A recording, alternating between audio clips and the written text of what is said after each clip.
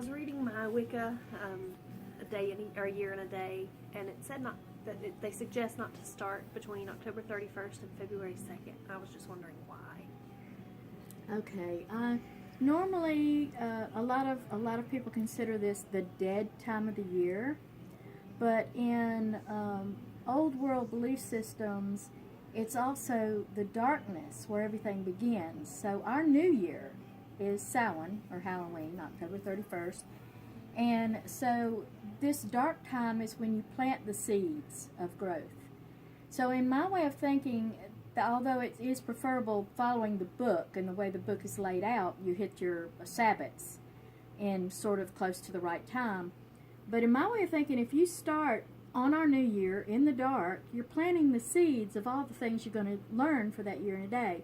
So therefore, I don't think that it really would make that much difference. It's just aesthetics. Starting in February, you would be in line with what they're teaching on the Sabbats and that kind of thing.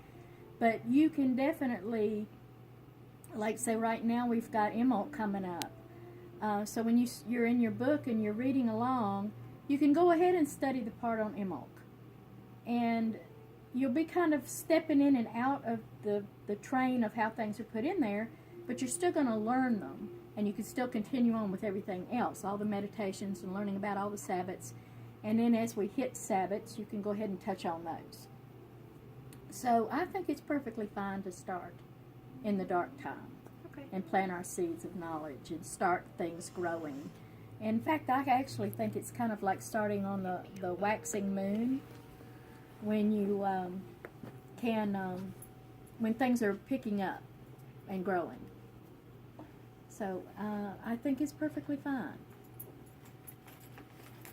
And the book she was asking about was Wicca, Year and a Day, and that's what I suggest for everyone that studies or comes in asking for information. It's a very good beginner book because it explains everything. It doesn't leave you hanging and say, mention things that they assume you already know and leave out a lot of details. This book has all the details. It has all the correspondences, everything you need to know. So this is the book I recommend and the one she was asking about. And definitely, anytime you get it, you can start it. There's no really downtime. It's just the way the book is written. It's laid out to kind of start in that time of the year. But by all means, if you've got it now, get right in it. Dig in and start learning. Because you never need to wait to learn. Never. Is this the class you're starting at the end of the month? Yes, this is the class I'm starting on the 29th of January.